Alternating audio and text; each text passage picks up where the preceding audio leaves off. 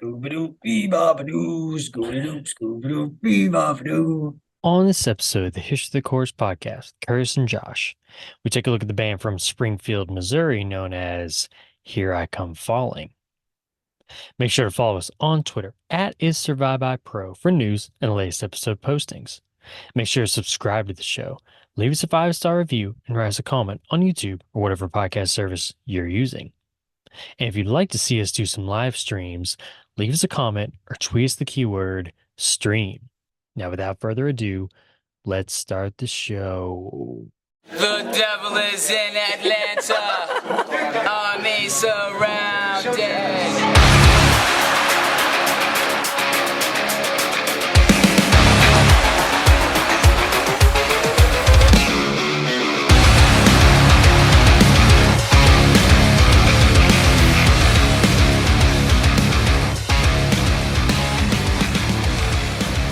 Let's set our sights on victory and hear the screaming choir. The enemy is approaching.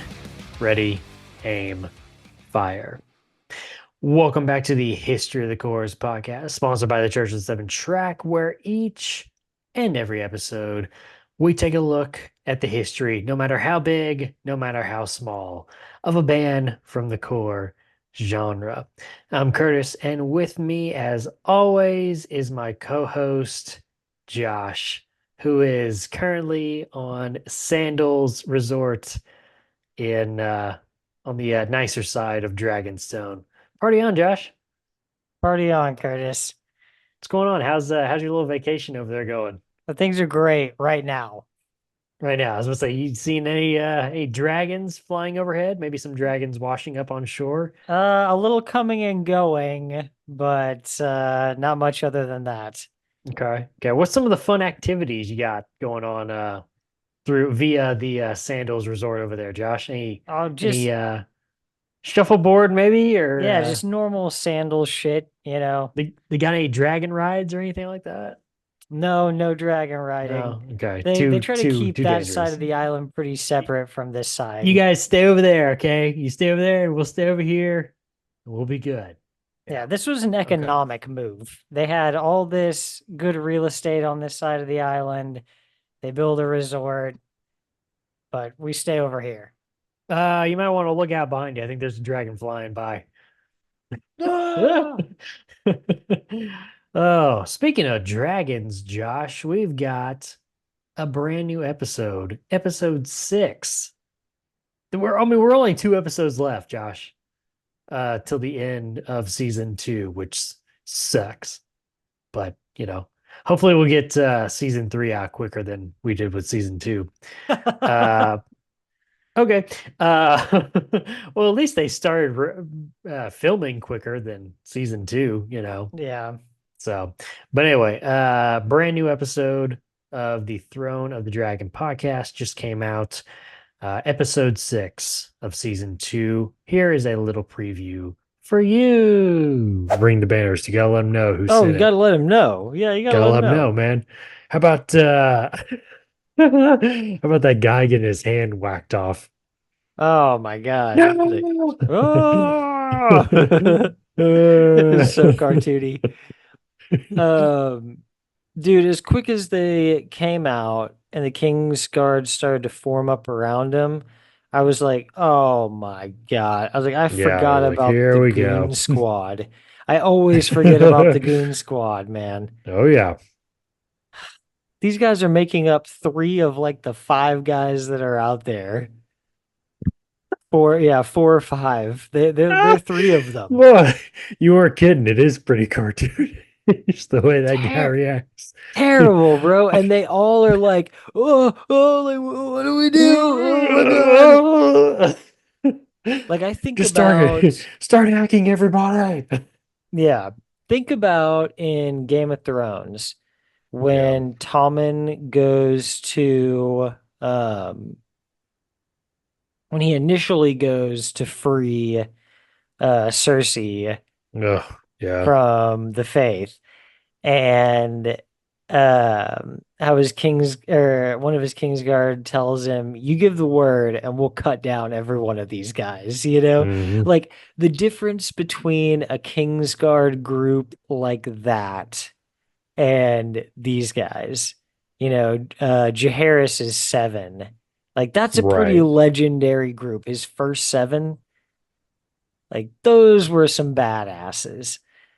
These aren't And these there guys wasn't are a a joke. yeah, there wasn't a bunch of Aegon's boys here, was there? Yeah, all 3 of them. Oh, were they? Okay. Okay. Let's watch it one Yeah, more they were time. the ones going, whoa, Oh whoa, no. what we do? Yeah.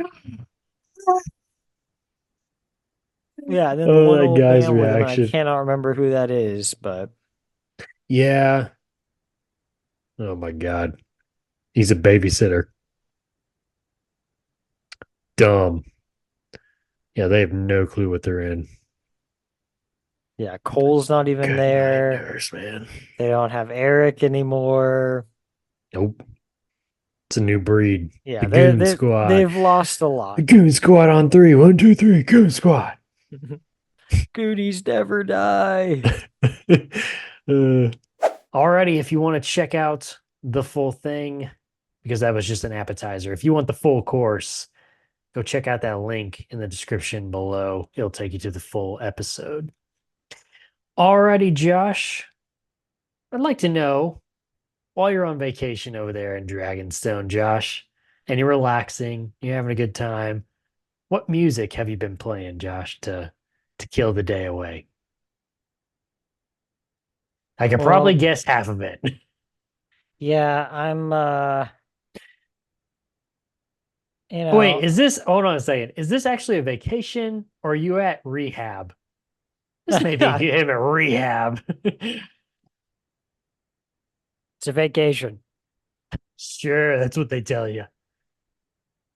Are there little small groups sharing each other's feelings and emotions and whatnots?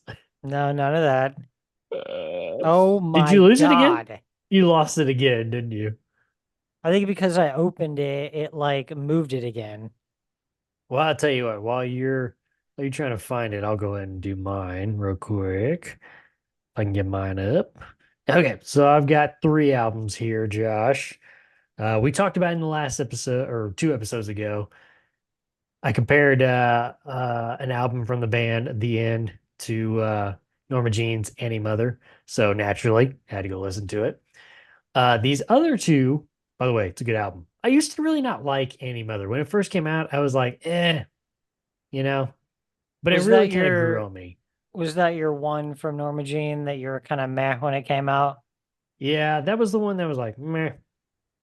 I just really wasn't into it. But like going back years later, I was like disappointed in myself, man. Because it's a good album. It's not their best one or anything like that, but Yeah. it's a good album.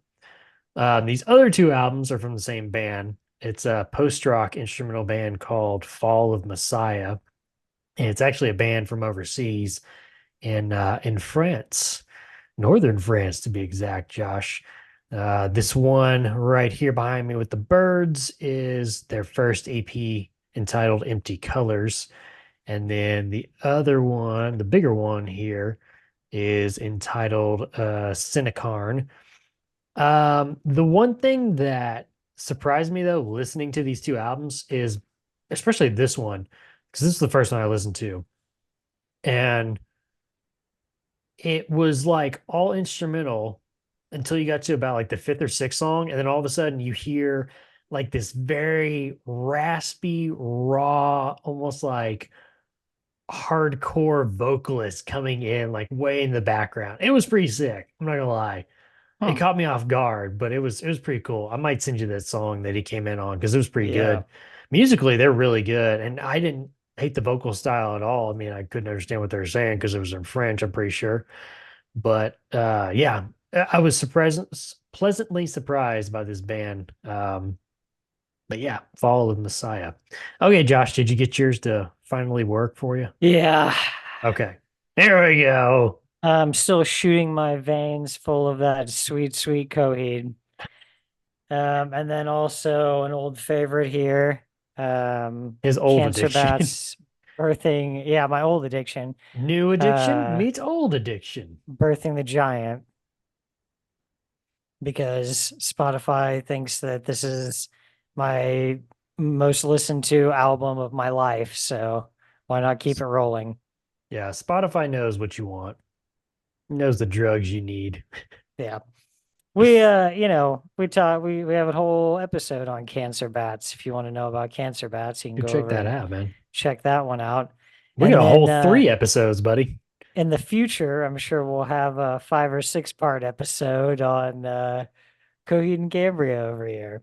I still like the idea of doing, however many episodes for the discography, but then the final episode being more about just like the overall like universe going on and everything, Yeah. I think that'd be kind of cool.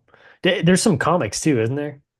Yeah, there's one Or to go books or whatever. along with most of them. I don't think the one for No World for Tomorrow has come out, but they have them for like Year of the Black Rainbow and Good Silent Earth? Apollo. Good Apollo. Yeah. Nice. Yeah, I think that'd be pretty cool to do that. So that's one where we're gonna have to put our big boy pants on, man, and get ready for the ride. It's gonna be a long one. A lot of reading. Yeah. Well, alrighty, Josh. Nice. Very nice.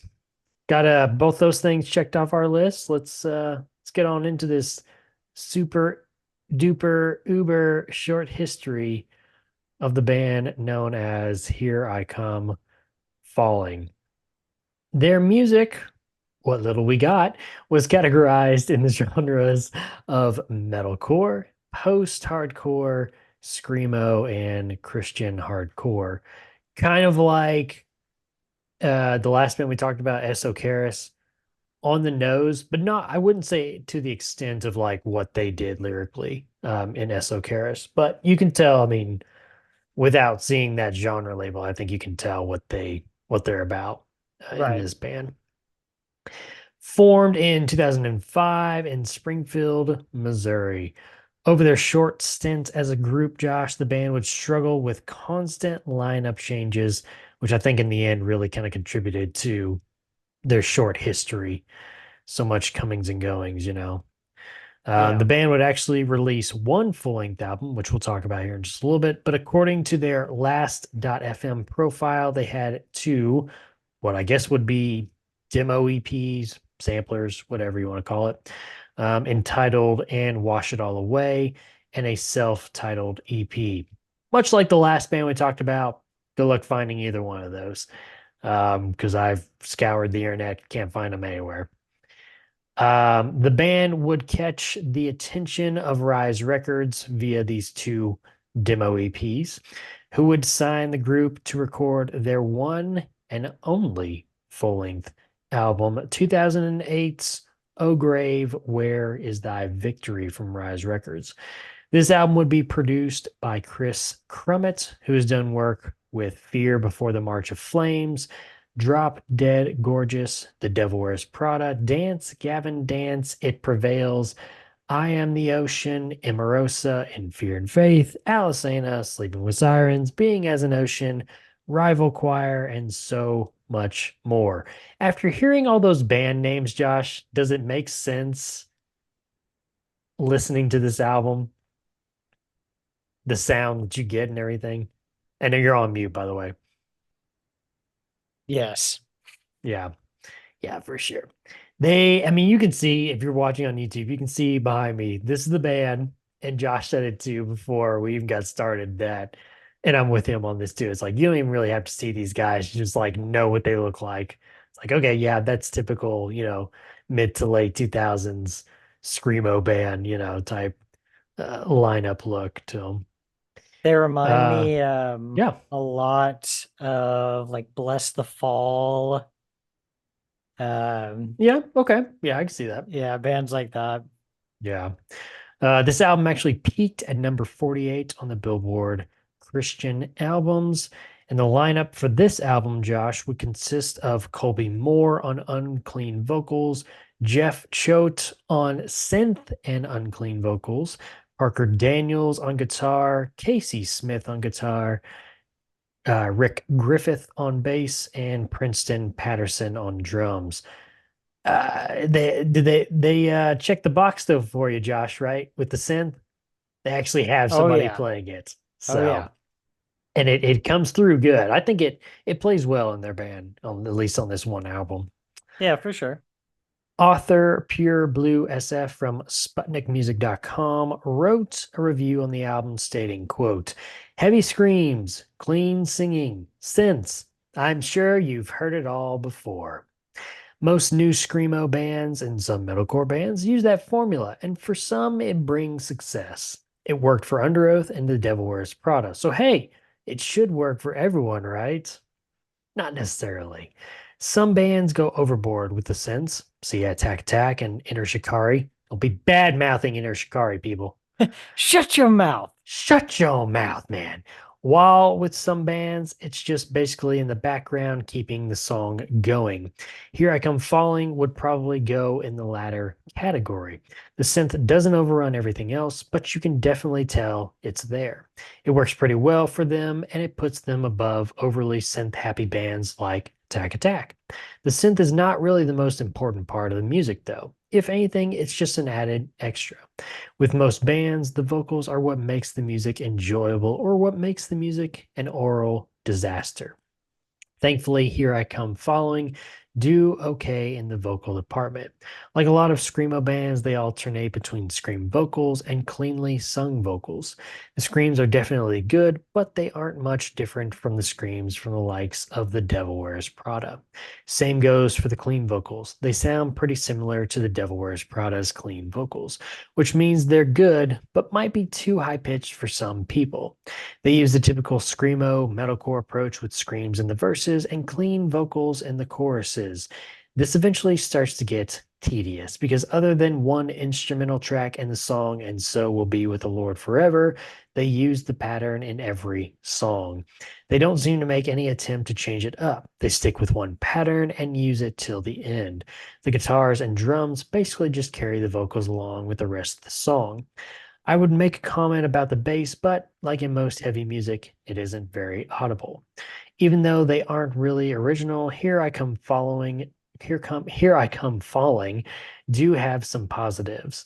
They play a stale genre well, and they are better than most of the bands on their record label, Rise Records. If you're looking for a completely new experience in screamo music, you won't find anything here. But if you know what you want in your screamo, you'll probably like this. Songs on the album include Put the City to the Sword, A Ghost Town for a Graveyard, The Sea Gave Up the Dead, Bad Company Ruins Good Manners, A Pale Horse and Its Rider, The Birds in the Sky, The Fish in the Sea instrumental track. There's a Lion on the Loose, Like Sheep Among Wolves, and So Will Be with the Lord Forever, and the finale, The Beast from the East. Their one and only album, Josh. What did you think? I actually know them like from before. Really? Okay, let's hear. Yeah, just Do tell. because I think they probably came up when I was listening to like Skylit Drive or yeah, like Bless the Fall or something. But I definitely know this album cover. And as quick as I heard Put the City to the Sword, I knew that song. Okay. So there's like a few on here that I know. Put the City to the Sword and Beast from the East, though. Those two stood out to me immediately. I was like, oh yeah, Standouts. I know these songs. Yeah. Yeah, and then when I checked like what year it came out, I was like, okay, yeah, I'm sure I just heard this on shuffle with some other stuff. I think this was like the one and only band that I discovered through Pandora back in the day. And Okay. interestingly enough, it came off of listening to The Chariot, which is kind Oh, of strange that it got pulled up from that. Yeah, huh. I don't know. But then again, Pandora had a weird formula. So Yeah, not I the don't know. best. Yeah, not the greatest. Anytime I hear Eric talk about Pandora, I always like cringe a little because I'm like, ugh, those were terrible times. Yeah, not good. Not too good. Um, oh boy. Yeah, you just I'm with the reviewer. It's a good album, but you don't really get something that's different from the genre at that time. Yeah.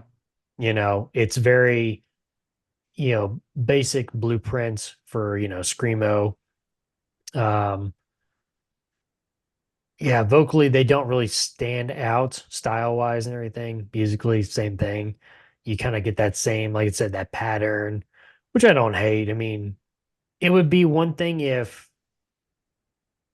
looking overall, it'd be one thing if you had a band that was going for 5 to 10 years and we getting, 3 or 4 albums out of them that were all the same like this. But this works for this band because they're one and done. You know, they did their Yeah. time and then they moved on with their lives, which was good. Um, and we talk about it so many times of, some guys overstay their welcome band in their bands. Um, and this one, and even the last band that we talked about with Esocaris, they put their stamp on the history book and they kind of went out on a high and they just kind of left it at that.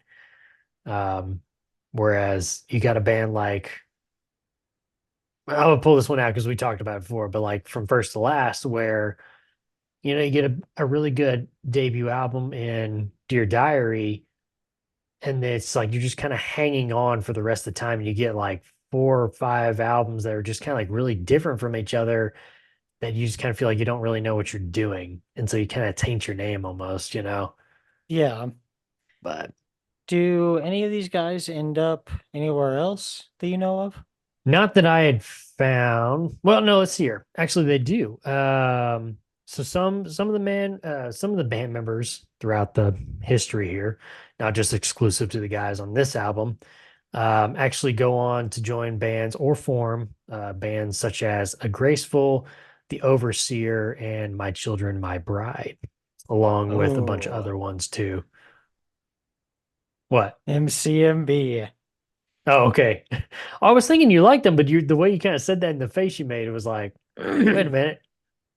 It's a Yeah. love-hate relationship. I'm sure many people in town can understand. Yeah, okay. Do tell.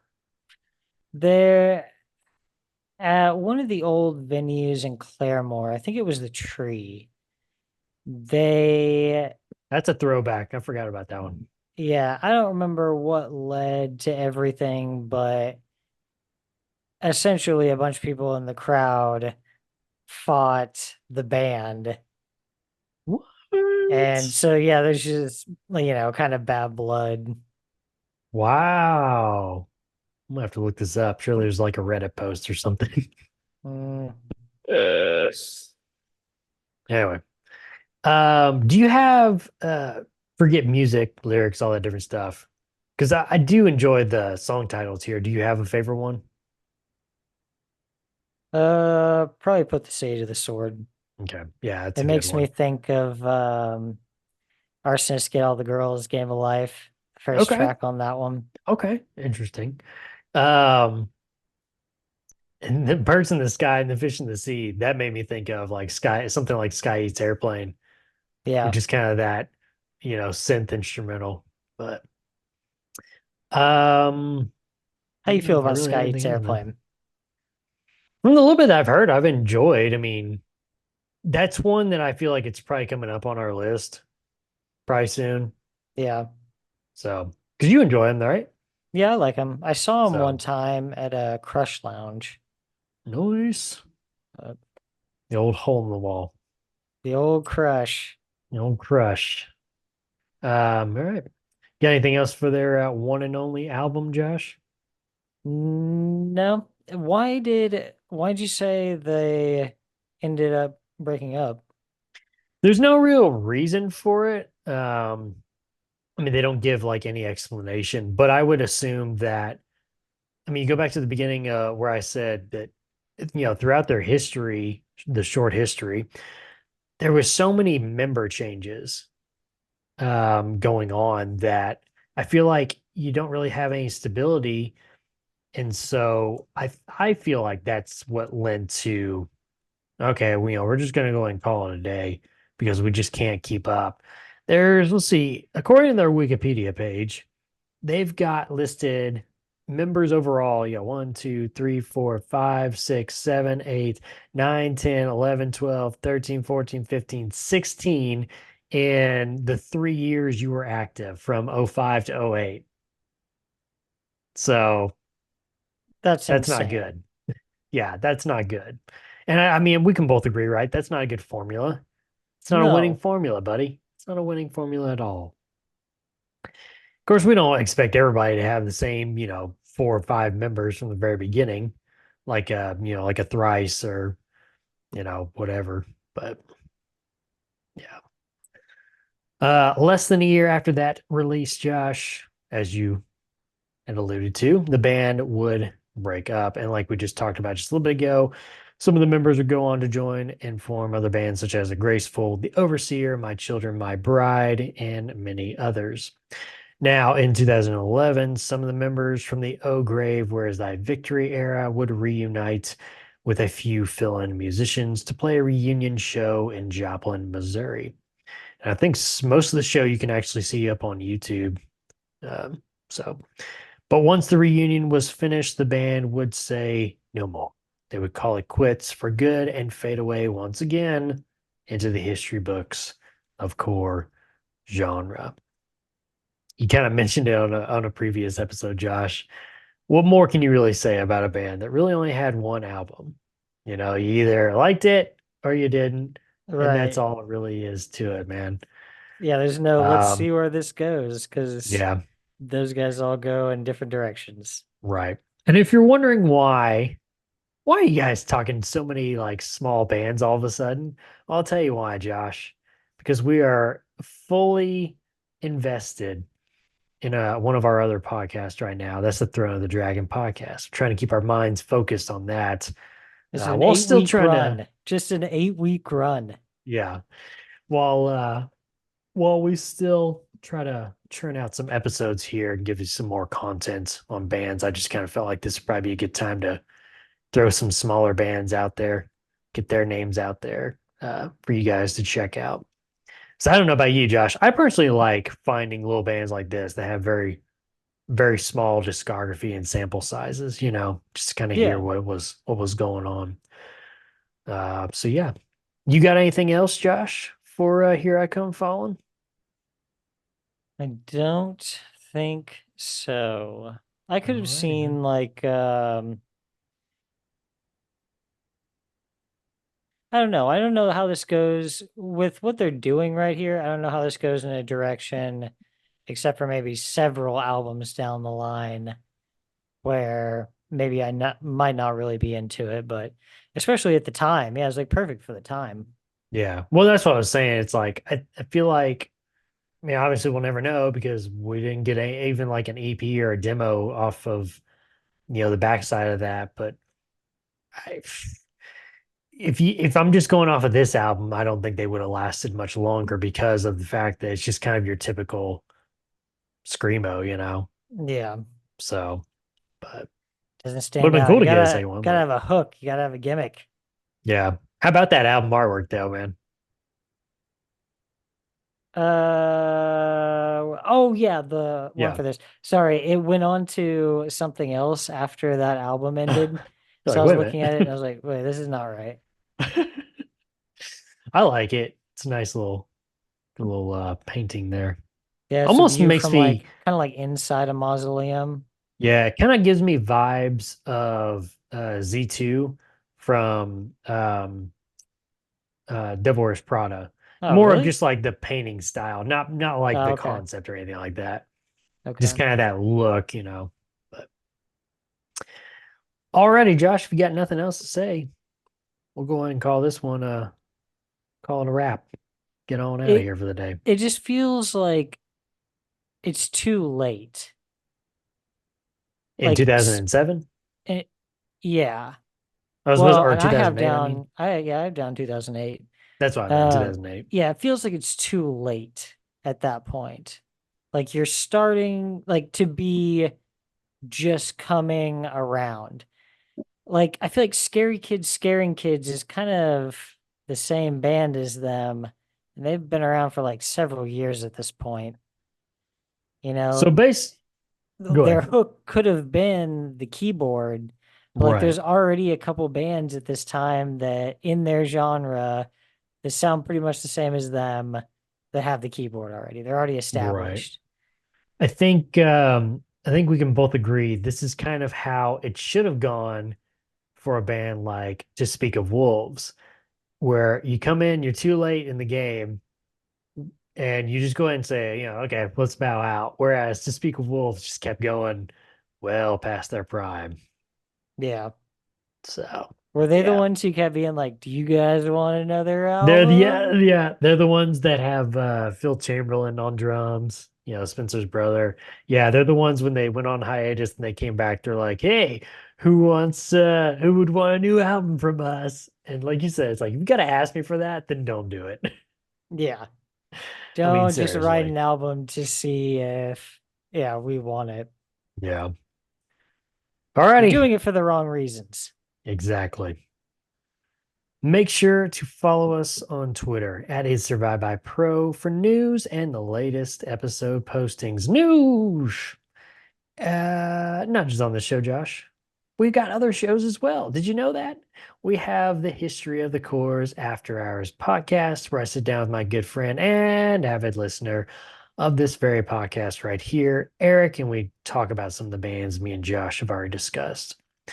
We also have the Red Right Hand podcast, which has covered all 6 seasons, soon to be a movie sooner or later, of the Netflix/BBC hit show, The Peaky Blinders. And Josh is doing some promotion work over there on the Sandals Resorts on the good side of Dragonstone. Look at him. Look at him. If you're watching him right now, look at him. He is relaxing. He is done for the day. He is closing the laptop. He is going to relax, get some sun. Oh, God. Oh, dear God. Did you hear that noise? We have the Throne of the Dragon podcast, which has covered season 1, currently covering season 2 of HBO's House of the Dragon. Now, question for you, Josh. When season 2 ends, we get done with the 8th episode. Obviously, the 9th episode will do, or our 9th episode in the season, I'm assuming, will be a recap like we did in season 1. The episode after that, will we be covering the next chapter of Fire and Blood? Is that what the plan is? To try to like catch up to where basically the show is Yes. at? Yeah, we'll go through what season 2 ends on, and Right. then that'll be where we stop again. And then we'll turn our attention And to something else. yeah, most Okay. likely the Hedge Knight, Sworn Sword, the Mystery Knight. Awesome. Cool. And I mean, who knows? We might be getting I mean, they're trying to work on some different stuff from HBO. Was it Night of the Seven Kingdoms? Mm-hmm. What was the other thing we talked about? Something else. Oh, I saw something the other day too where I guess they're working on one 10,000 ships, and they decided to turn that into animation, which I think that's a good idea. Yeah, We've also talked about Nymeria one. and then we've also talked about the possibility of 9 voyages from the sea snake, the sea snake. So that'd be cool too. But we'll see what the future holds here, man. We're working on some stuff for to keep your appetite filled during the off season. The So- point is, Curtis, they need to join with us. They need to Yeah, join with us Here's the thing over about it. on You the can Throne of the Dragon podcast. yeah, you can be for, Team Black, you can be for Team Green, or you can be for Team Us. I don't know. I don't got a color. You got a color? I don't have a color. Team Gray, Yeah, we'll be Team Team Pink. Gray. Team Pink. So yeah. Yeah, but you need to join us, man. And see what's happening over there at the Throne of the Dragon podcast. And there's Anti-Mother right on cue. Also, while you're on Twitter, make sure to follow my co-host. It's right there, right below him, at Joshua Lynn Gary. Look at that. It's beautiful. Make sure to leave us a 5-star review and write us a comment on whatever podcast service you're using. And if you want to listen to us and see our ugly faces, head on over to our YouTube page. Just search Is Survived By Productions. That'll have every episode from all of our shows. Subscribe to the channel. Give a big old thumbs up on the video. Until the next episode, where we're talking about the pre-Fall Out Boy years of Pete Wentz. We're talking about the band known as Arma Angelus. We'll see ya.